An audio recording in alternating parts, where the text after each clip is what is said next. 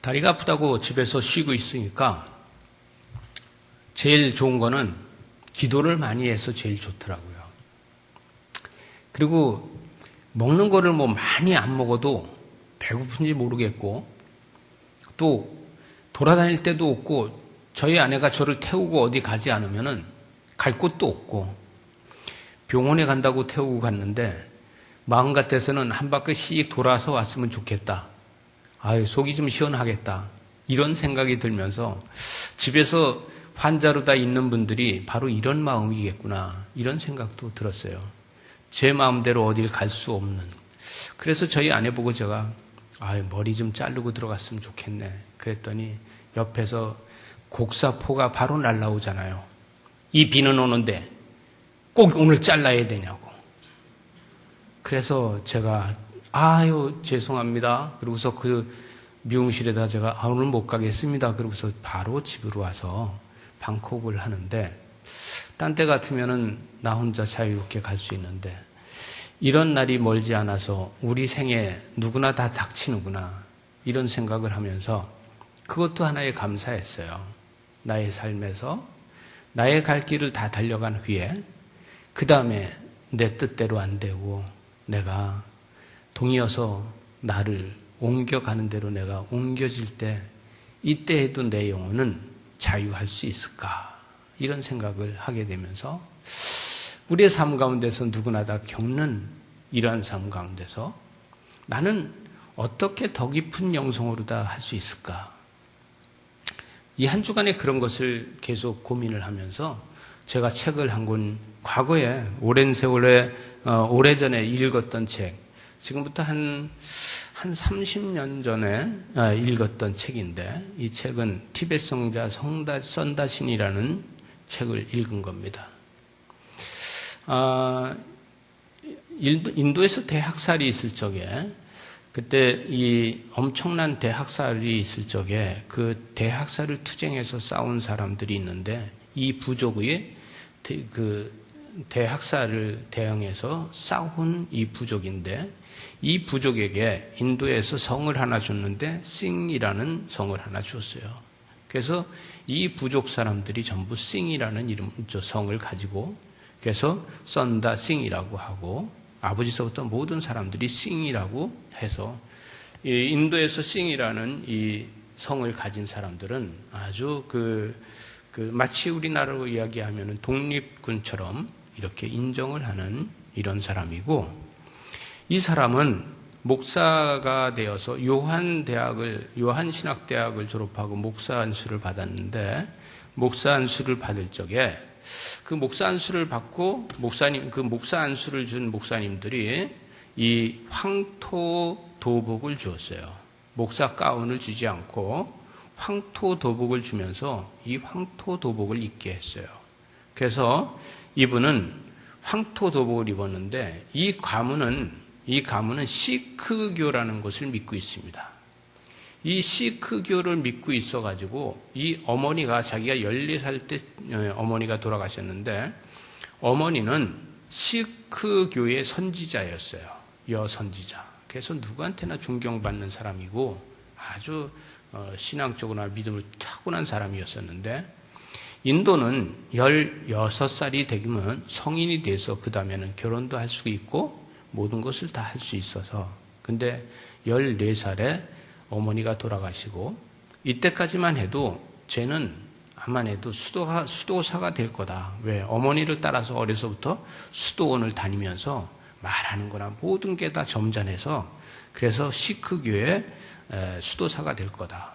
그래서 이 시크교의 수도사는 인도의 영성이라는 게 있습니다. 인도의 영성은 이 시크교의 수도사는 때에 따라서는 어려서부터 나이가 먹을 때까지 머리도 자르지 않고 또한 손톱도 깎지 않고 그래서 손이 쥐고 있어서 손이 펴지지 않는 사람들이 있어요. 그런데 그 손톱이 자라서 손톱이 살을 파고 들어가도 그걸 깎지 않고 이럴 정도로 다 영성을 추구하는 사람들이 있어요. 바로 이 시크교의 그 여선지자라고 하는 그 어머니를 있고 그러나 어머니가 돌아가시고 나서 이 선다싱은 미션 스쿨을 다니고 있었어요. 그런데 많은 사람들이 미션 스쿨을 다니는 거에 대해서 제가 앞으로 이 수도사가 될 텐데 수도사가 될 사람이 이 미션 스쿨을 다녀도 되겠냐 그랬더니 아버지가 쟤는 신앙심이 좋아서 괜찮아. 그리고 제 엄마가 선지자잖아. 이렇게 이야기를 했는데 근데 이 어머니가 돌아가시고 나서 이 학교에 가서 학교에서 계속 기독교인들을 핍박하고 자기의 그 불량배들을 데려다가 이 교회를 가서 부시고 학교에 가서 부시고 이렇게 하나님에 대해서 대적을 하면서 엄청난 사건을 일으키기 시작을 합니다. 이 시크교는 바로 이 유명한 시크교가 있는데 이게 시크교 황금사원이라고 해요. 이게 그 서쪽에 있는데 여러분 이 시크교 황금사원은 아주 유명한 관광지입니다. 야경이 되면은 이렇게 대단한 광경지가 있고 여러분 우리나라에도 이 시크교가 요 가까운 곳에 요 포천 여기 주소가 포천시 소읍 이동교리 여기에 시크교가 있어요.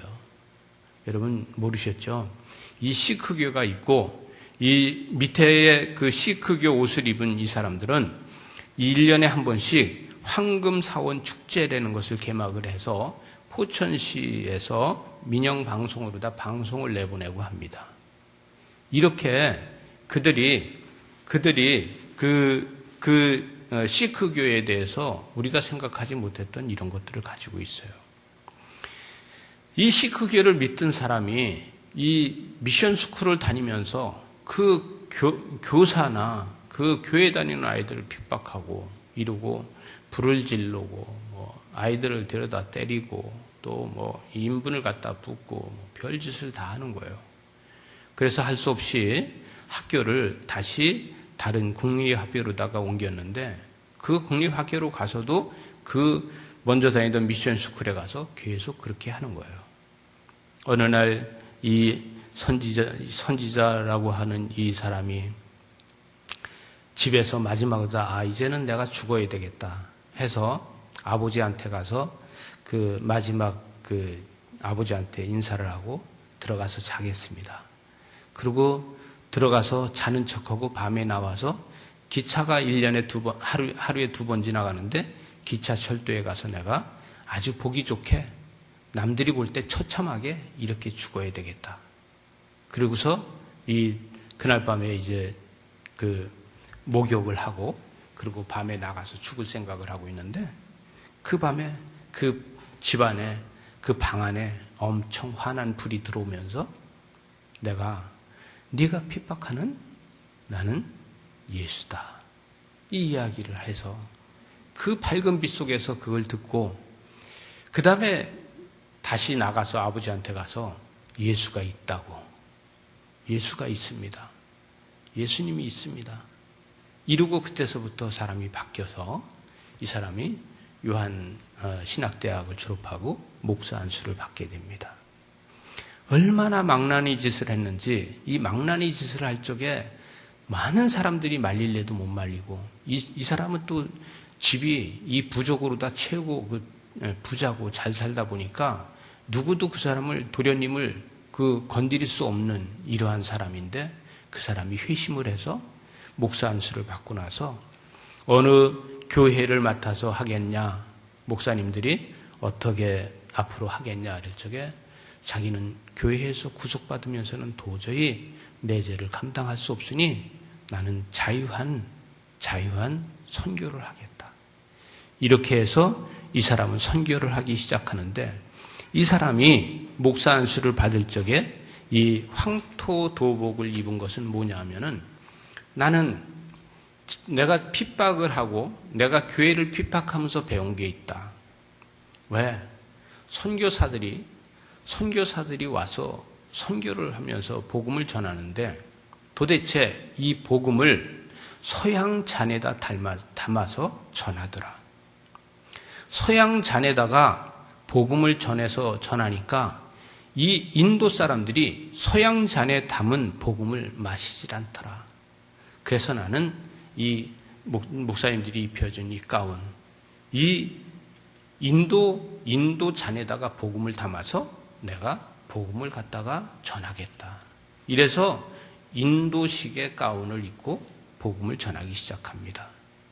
그래서 이 사람은 서양식으로다 양복을 입고 넥타이를 매고 이렇게 하는 것이 아니라 인도식으로다가 힌두교를 가도 괜찮고 시크교를 가도 괜찮고 불교를 가도 괜찮고 어디를 가도 같이 융합을 할 수 있는 이런 황토색 도복을 입고서 복음을 전하기 시작을 해요. 근데 이 사람은 이 인도에서 제일 그 우상으로 심한 데가 어디냐면 티벳이에요. 티벳. 여러분 티벳 알지 않습니까? 이 티베트가 최고 여기에 카일라스라는 산이 있는데 이 카일라스 산이 지금 6,600m나 되는 산이에요. 그런데 이 산의 봉우리를 지금까지 사람이 누구도 올라가 본 사람이 없습니다. 이 위에는 지금도 만년설이 쌓여 있고 이 위의 정상을 한 번도 누구도 올라가 본 사람이 없어요. 세계적으로 다 유명한 종교 4개 종교가 이 산을 신성으로다가 모시고 있는 산이에요. 그래서 이 산을 지나서 티벳에 가서 이 네팔과 부탄과 이 티벳, 인도 지역을 다니면서 이 사람은 복음을 전하기 시작을 합니다. 근데 이 만년설이 있는 이 티벳은 이 히말라야 산맥을 지나가야 되기 때문에 여기를 겨울에 지나간다는 것은 이 혹한은요 견디기 어려운 거예요.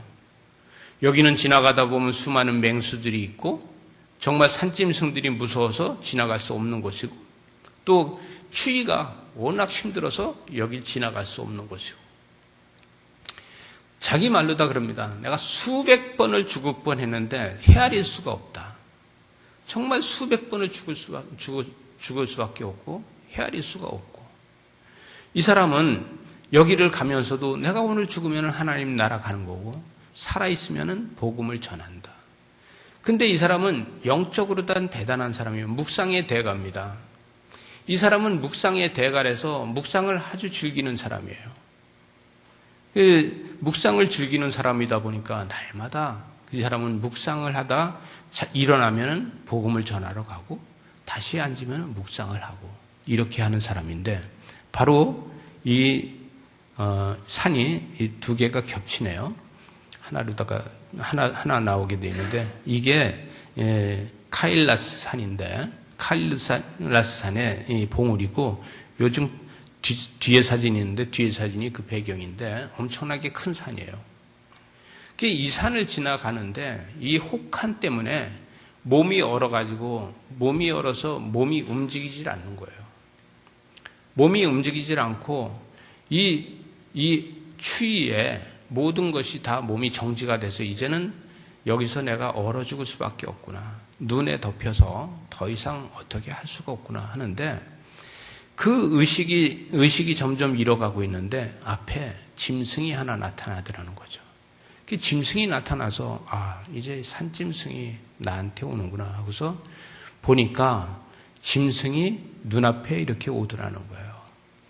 그래서 짐승이 나를 해하려고 왔구나 이렇게 했는데 그 짐승이 앞에 와서 말을 하더라는 거예요.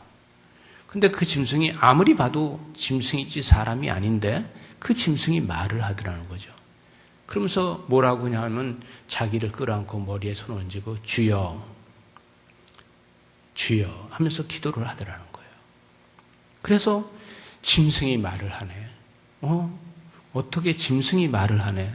그러는데 이 짐승이 예수 그리스도 이름으로 기도합니다.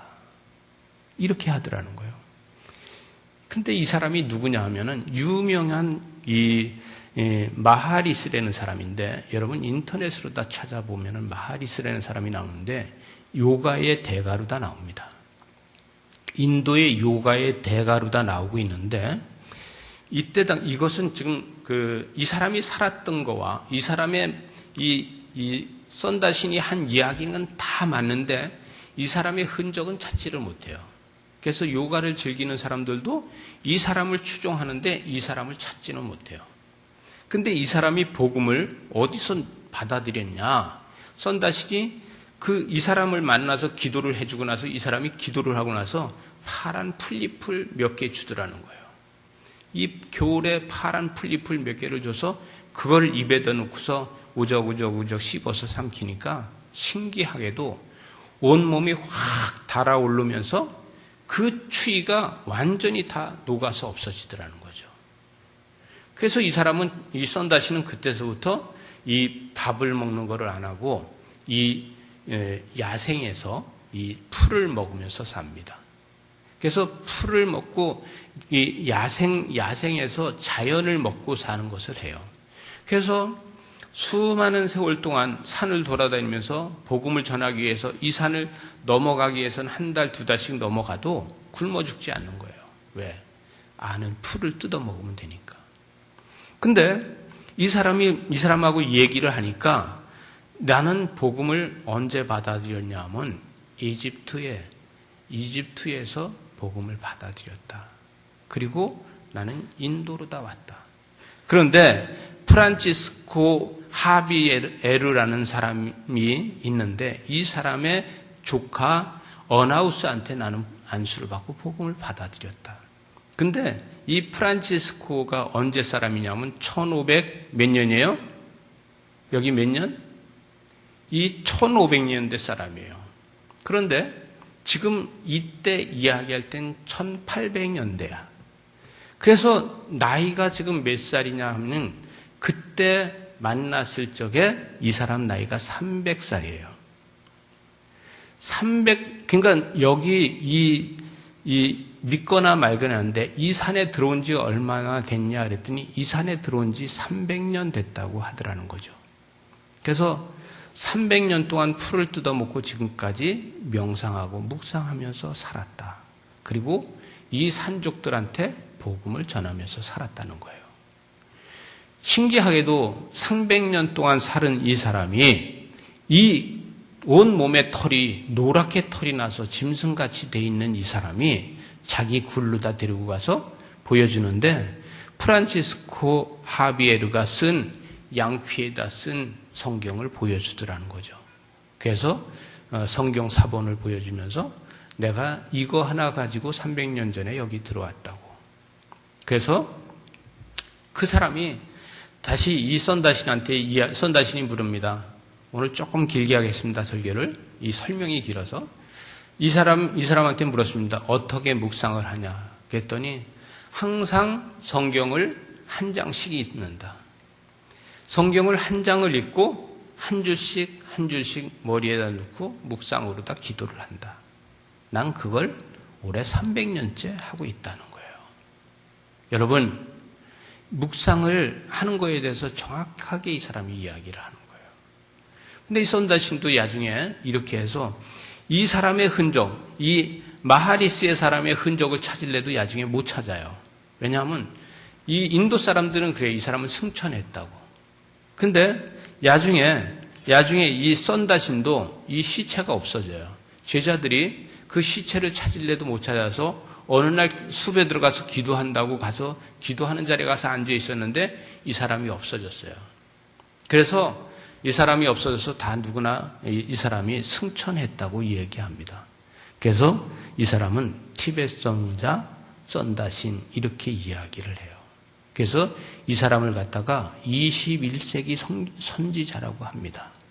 그래서 티베트 선자 썬다신 하면 썬다신의 일대기, 썬다신에 대해서 몇 가지 책이 있어요. 제가 책을 2개 가지고 있는데, 그래서 이번에 또 읽으면서 제가 요즘은 인터넷이 빅데이터가 잘 돼 있으니까 여러 가지 모양들을 찾았는데 얼굴은 이 사람이 그 사람 아닙니다. 제가 그 사람의 얼굴을 그 책을 읽으면서 원시 시대의 얼굴을 인터넷에서 찾아서 원시인의 이미지를 여기다 집어넣은 거예요. 근데 그 사람이 이 책에서 설명하는 거 보면은 마치 이랬을 것 같다. 이래서 제가 이렇게 이미지를 넣습니다. 여러분, 저와 여러분이 지금 오늘 제가 저와 여러분한테 같이 이야기하고 싶은 것은 여러분은 복음을 어디에다 담고 있나요? 여러분은 복음을 서양 잔에다 담고 있나요? 아니면 동양 잔에다 담고 있나요? 혹시 동양 잔, 서양 잔도 아닌 우상한테 쓰는 우상한테 예배할 때 쓰는 그런 잔에다가 복음을 담고 있지는 않나요? 우리는 이 유교라는 유교 사상이라는 이 잔에다가 이 하나님의 복음을 담아가지고 이것이 진리라고 말하고 있지는 않나요? 우리는 충효 사상이라고 하는 효도를 해야 된다는 이것을 가지고 이거 부모를 효도 안 하는 거는 나쁜 사람이야 이렇게 하면서 이 복음을 같이 이야기하진 않나요? 여러분 우린 계명을 다 잘 알고 있지 않습니까? 제5계명에 내 부모를 공경하는 것에 대해서 잘 알고 있지 않습니까? 특별히 우리나라는 유교 사상으로 이 부모를 공경하는 것에 대해서 엄청 중요하게 여기는 나라입니다. 근데 이스라엘 백성들 중에서도 이 모세가 이야기한 내 부모를 공경하라에 대해서 우리는 너무 공감하고 있는 겁니다. 특별히 우리 한국 사람들은 내 부모를 공경하라는 게 당연한 거로 생각하고 그거를 잘 지키려고 노력하는 사람들이라는 거죠. 근데 오늘 이 마가에서 이야기하는 것은 마가는 왜 모세는 내 부모를 공경하라 하고 또 내 아버지나 어머니를 모욕하는 자는 죽임을 당하리라 이렇게 했다 이렇게 이야기하고 있어요. 마태복음에서는 이 모세라고 이야기하지 않고 이경호 집사님 누구라고 얘기해요? 내 하나님이라고 얘기해요. 네. 하나님께서 내 부모를 공경하라 마태복음은 이렇게 이야기했다고 합니다.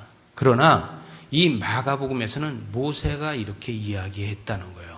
이건 뭐냐 하면은 이 바리새인들과 이 율법학자들은 꼭 말을 할 때 모세가 말씀하셔서 모세가 율법을 이야기했는데 이렇게 이야기하기 때문에 이 예수님께서 모세의 이야기를 한 것을 이 마가는 그대로 옮겨서 이야기하는 겁니다. 여러분 그런데 이것을 이야기하면서 너희는 11절에 가니까 너희는 이르되 사람이 아버지에게나 어머니에게나 말하기를 내가 드려 유익하게 할 것은 고르반 곧 하나님께 드리는 게 되었다 하고 하기로 하면 그만이다. 내가 고르반이라고만 이야기하면 그만이다. 이렇게 이야기했어요. 이거 하나님 앞에 드리는 거야. 이러면 그만이라는 거예요.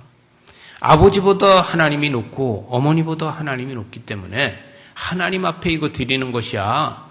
이렇게 하면 그만이라는 거예요. 여러분, 우리는 예수님께서 말씀하시는 것은 너희가 모든 것을 다 하나님의 핑계를 대고 있다는 거예요. 여러분, 우리가 복음을 갖다가 예수 그리스도의 십자가라는 잔에다 담지 않고 세상의 잔에다 갖다 담으면은 우리는 이 복음을 고르반이라고 하면서 이게 하나님께 드리는 거야 하고 핑계로 다 될 수 있다는 것이죠. 진정으로 내가 이것을 하나님께 드리는 것이라고 말하지 않아도 내 부모나 내 친척이나 내 주변의 모든 사람들이 저것은 하나님께 드리는 거야라고 인정할 수 있는 것이 중요하다는 겁니다. 내가 이것은 하나님께 드리는 것이라고 이야기할 필요가 없이 주변 사람이 저것은 성스러운 거야. 하나님께 드리는 거야. 그리고 의심하지 않을 수 있어야 된다는 거예요. 그러나 우리는 내 부모한테 드리는 것마저도 내 욕심이 있고 내 친척한테 주는 것도 내 욕심이 있고 내 형제한테 주는 것도 내 욕심이 있어서 핑계로 다 고르반이라고 말한다는 거예요. 여러분, 저와 여러분이 교회를 핑계대지 맙시다. 때에 따라서는요, 이게 다 교회가 이렇게 이야기할 때 있어요. 아니, 무슨 교회가 그래, 이렇게 이야기할 때 있어요. 여러분, 근데 무슨 교회가 저래, 무슨 교회가 이래, 이렇게 이야기하고 있잖아요. 근데 저는 교회가 그런 게 맞다고 생각을 합니다. 교회는 무슨 교회가 저래, 그런 질타가 예수님이 오실 때까지 받을 겁니다. 교회는 앞으로도 무슨 교회가 저렇게 해 이런 소리를 예수님 오실 때까지 받을 수밖에 없어요. 왜 그렇습니까? 저와 여러분은 씻을 수 없는 죄인이기 때문에. 교회는 성스러운 거룩한 사람들이 모인 것이 아니라 죄인들이 모여 있기 때문에 때에 따라서는 그런 질타를 받을 수밖에 없습니다. 나 같은 죄인을 하나님께서 붙드시고 복음을 전하는 자로 다 만들어 놓으신 건데, 그러다 보니까 제가 어떻게 보면 무슨 목사가 저래 이런 소리를 들을 수밖에 없는 겁니다. 자격 없는 저를 하나님께서 세우셔서 나를 목사로 다 세워주셨는데, 그럼에도 불구하고 아직은 제가 하나님의 제물이 다 안 돼 있어서 그 제물이 안 돼 있는 것 때문에 사람들이 무슨 목사가 저래, 무슨 목회하는 게 저래 이런 소리를 들을 수 있는 겁니다.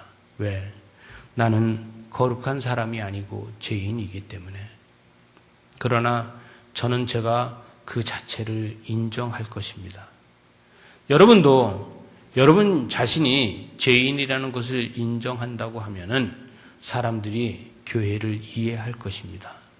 그러나 우리가 죄인이라는 것을 인정하지 않는다고 하면은 그 누구도 교회를 인정하지 않을 것입니다.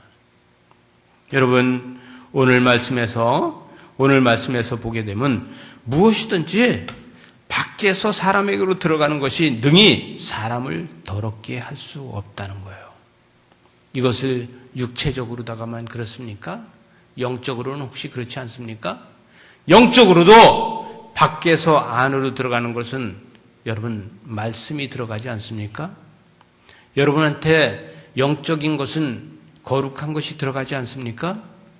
여러분, 거룩한 것이 들어가서 우리의 믿음을 길러내고 있는데 우리의 행동은 거룩한 것으로 다 행동하지 못하는 것이 안타깝다는 것입니다. 우리는 거룩한 것으로다가 말씀을 먹고 사는데도 왜 우리는 거룩한 행동을 잘 할 수 없을까요?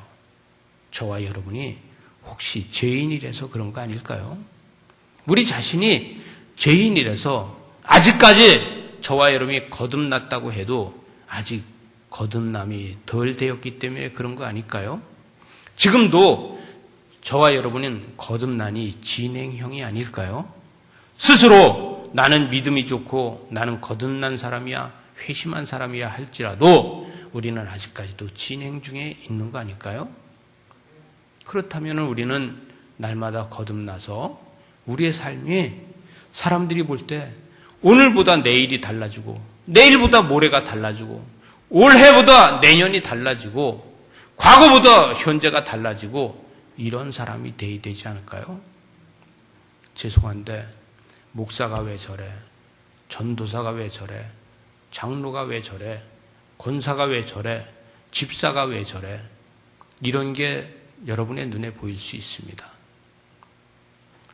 그런 게 여러분의 눈에 보일 수 있어요. 그럴 때 나는 이것이 다 고르바니아라고 핑계로다 할 때 있지 않습니까? 나만 거룩한 것처럼.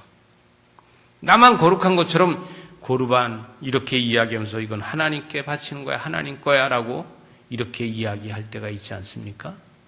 저와 여러분이 거듭나서